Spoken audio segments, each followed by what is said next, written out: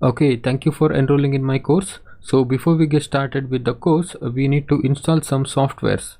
In this course, I am going to use Atom IDE for writing the code and Git Bash for running the commands. Okay, so this doesn't mean that you must use these two softwares.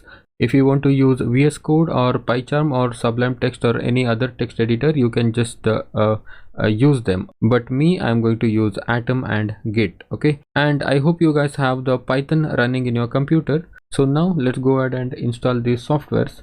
So first software is Atom IDE, and you can go to this atom.io and click on this download.